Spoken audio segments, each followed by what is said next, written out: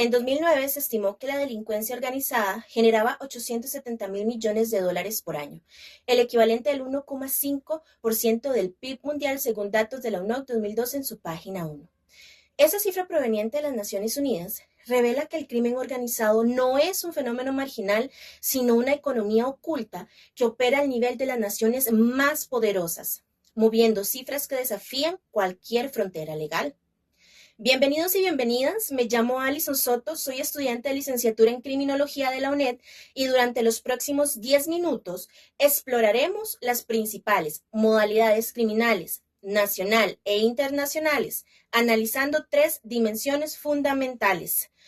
Punto 1, modus operandi de las organizaciones criminales. Punto 2, sus estrategias, adaptación y expansión territorial. Punto 3, los datos más importantes de las principales actividades ilícitas, como narcotráfico, falsificación, trata de personas, tráfico de petróleo, de vida silvestre y otros mercados emergentes. El objetivo de esta exposición es comprender cómo el crimen organizado ha evolucionado como un sistema global de poder económico y político que combina la violencia con la inteligencia financiera y la tecnología y la corrupción institucional. Mi propósito es demostrar que cada modalidad criminal no actúa de forma aislada, sino como una parte de una red transnacional que explota la desigualdad, la impunidad y la demanda mundial de bienes ilegales. Modus operandi. El crimen organizado actual ya no responde a estructuras verticales rígidas.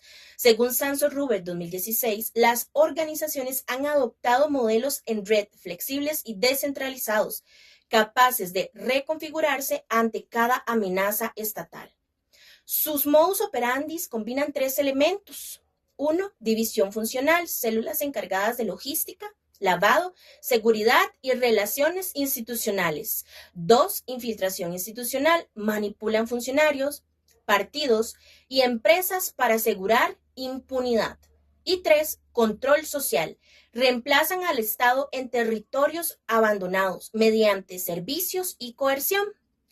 Por ejemplo, el informe de la UNOC 2012 en su página 3 señala que solo el 1% del dinero ilícito global es finalmente confiscado por las autoridades. Este dato refleja la eficacia de sus métodos financieros y el fracaso de la persecución penal tradicional. Desde la criminología crítica, autores como Olaeta y Simonetti 2018 sostienen que esta sofisticación criminal es parte del sistema económico mismo, pues el delito del cuello blanco no es una desviación, sino un elemento funcional del capitalismo contemporáneo. En palabras diferentes, el modus operandi de la delincuencia organizada ya no se limita al contrabando o a la violencia. Ahora incluye el fraude bursátil, la manipulación fiscal y la captura de políticas públicas. Estrategias de adaptación y expansión territorial. El crimen organizado se comporta como un organismo vivo que aprende, migra y se reinventa. Su expansión territorial responde a factores económicos, políticos y geográficos. Ruiz Durán 2020 explica que las organizaciones criminales establecen relaciones simbióticas con el Estado, logrando lo que denomina una captura institucional donde el poder político y el criminal se fusionan. Ahora, a nivel nacional, Sampo y Troncoso 2007 en su página 24 destacan que América Latina es hoy la zona sin guerras más violenta del planeta, debido a esa alianza entre corrupción, desigualdad y crimen organizado. Seguidamente, estas organizaciones se adaptan mediante 3 estrategias. 1. Diversificación económica, donde combinan delitos clásicos como narcotráfico con nuevos mercados ilegales, incluyendo minería ilegal, criptodelitos y contrabando de fauna.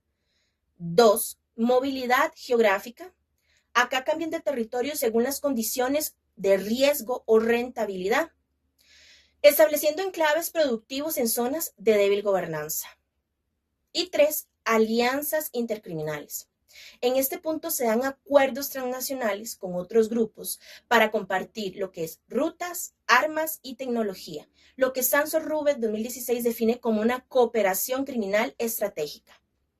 Un ejemplo claro es el tráfico de migrantes. Según la UNOC 2012 en su página 2, el traslado ilegal de 3 millones de inmigrantes latinoamericanos hacia Norteamérica generó 6.600 millones de dólares en solo un año, lo que demuestra que la movilidad humana también es instrumentalizada como un negocio transnacional.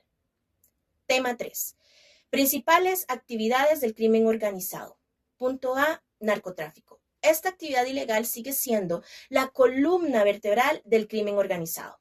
Según la UNOC 2012, en su página 1, su valor anual ronda los 320.000 millones de dólares con los mercados de cocaína y opiáceos, representando 85 y 68 mil millones respectivamente. Más que una actividad delictiva, se ha convertido en una economía de escala, donde cada etapa, como el cultivo, el transporte y el lavado, reproducen el modelo empresarial del capitalismo ilícito. En América Latina, esta dinámica desarrolla una violencia estructural que desborda la capacidad estatal y produce, según Ruiz Durán 2020, narcoeconomías que reemplazan al Estado legal. Punto B. Falsificación y fraude comercial. La falsificación de productos y el comercio ilícito de medicamentos generan un daño silencioso pero devastador. La UNOC 2012 en su página 2 estimó que el tráfico de fármacos adulterados provenientes de Asia hacia África y de Asia sudoriental alcanza los 1.600 millones de dólares anuales.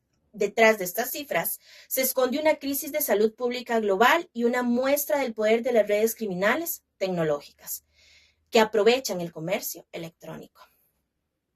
Punto C. Trata de personas. La trata de personas es uno de los delitos más inhumanos. La OIT de 2005, citados por la UNOC en el 2012 en su página 2, reportó alrededor de 2,4 millones de víctimas y ganancias de 32 millones de dólares al año. Más allá de las cifras, esta actividad evidencia cómo el cuerpo humano se convierte en mercancía dentro de la economía global del crimen, reforzando el control patriarcal económico y simbólico sobre las poblaciones más vulnerables. Punto D. Tráfico ilegal de petróleo. Este es menos visible pero altamente lucrativo. El tráfico de hidrocarburos representa uno de los negocios más rentables en África, Medio Oriente y América Latina. Según Ruiz Durán 2020, esta actividad genera más de 10.000 millones de dólares anuales y se encuentra asociada a redes políticas militares. Su modus operandi combina el robo de ductos, la manipulación fiscal y la conveniencia con empresas, sean estatales o privadas, que facilitan el lavado de ganancias. Punto E. Tráfico de vidas silvestres. El tráfico de especies y de madera ilegal, de acuerdo con la UNOC 2012, en su página 2, genera 3.500 millones de dólares al año, contribuyendo a la deforestación y al cambio climático. Además, el comercio del marfil, cuernos de rinoceronte y huesos de tigre produce ganancias ilícitas de 75 millones de dólares anuales. Datos de la UNOC 2012, página 2. Estos delitos evidencian la convergencia entre el crimen organizado y el crimen ambiental, confirmando que la explotación ilegal de la naturaleza también forma parte del mercado global ilícito. De manera concluyente y después de analizar estas modalidades, cifras y dinámicas, se pueden reflejar las siguientes conclusiones que ayudan a comprender la magnitud del crimen organizado. Punto 1. El crimen organizado es un sistema económico global, no solo una simple desviación social. Su lógica de acumulación y diversificación replica las dinámicas del capitalismo legal, incorporando a bancos, empresas y funcionarios. Punto 2. La expansión criminal se sostiene en la debilidad institucional y la corrupción, que permiten la captura del Estado y la normalización de la impunidad. Donde la ley no llega, la criminalidad ocupa el espacio del poder. Punto 3. Combatir el crimen organizado exige un enfoque estructural y preventivo, basado en la cooperación internacional, la educación ciudadana y la reducción de la desigualdad económica, porque la represión sin justicia social perpetúa el ciclo de violencia y corrupción. Asimismo, el crimen organizado es el espejo de fallas colectivas. Refleja la codicia, la impunidad y la desigualdad que toleramos. Solo comprendiendo su complejidad podremos diseñar políticas públicas verdaderamente que prioricen la justicia, la transparencia y la dignidad sobre el lucro y el poder.